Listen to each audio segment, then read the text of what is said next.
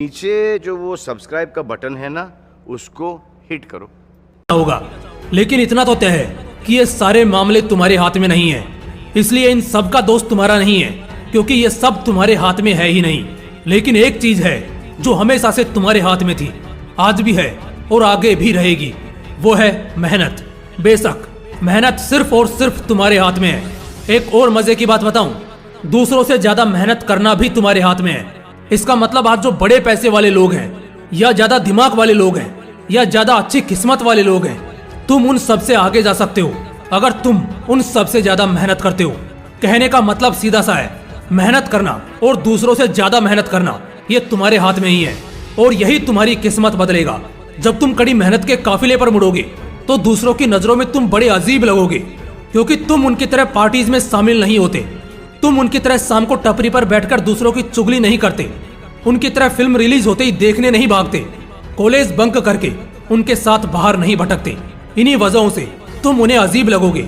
लेकिन दोस्त, एक बात और है, अगर दुनिया तुम्हें अजीब और बेवकूफ देखती है तो समझ लेना कि कामयाबी का दौर शुरू हो चुका है और तुम बिल्कुल सही जा रहे हो।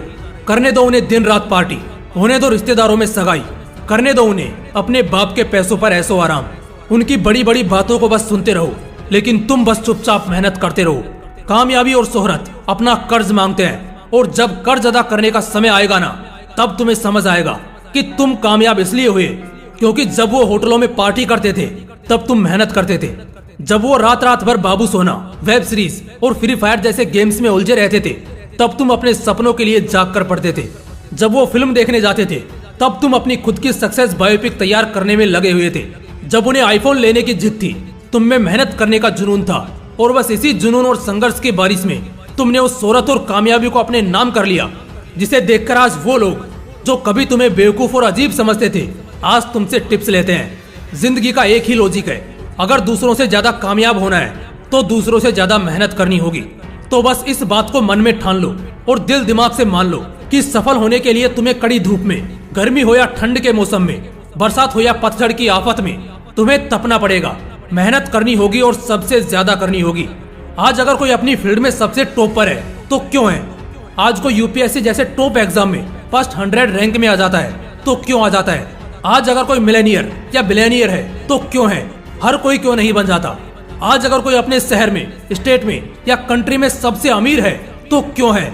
मैं बताता हूँ, सिर्फ इसलिए क्योंकि उसने बाकियों से ज्यादा मेहनत करी है।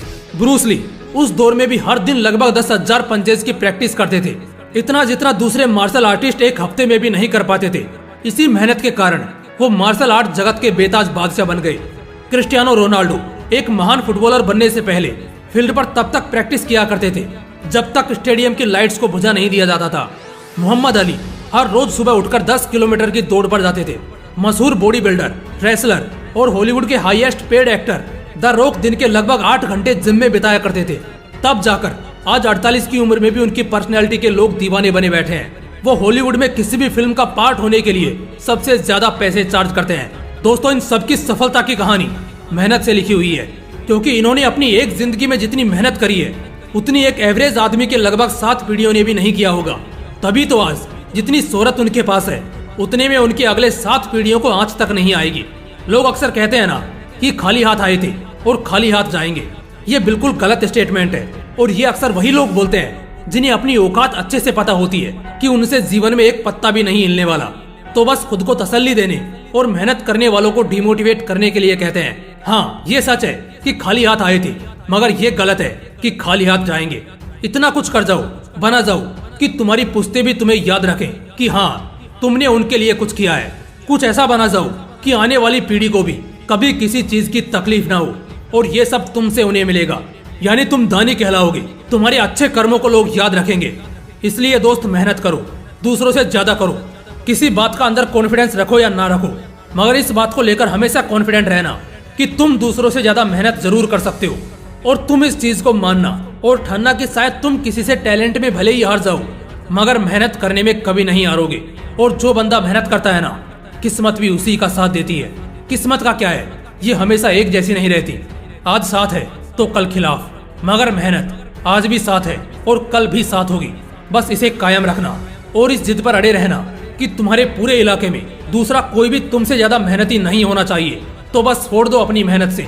बाकी अगर वीडियो अच्छा लगा तो इस मोटिवेशनल विंग्स 2.0 को जरूर सब्सक्राइब करना।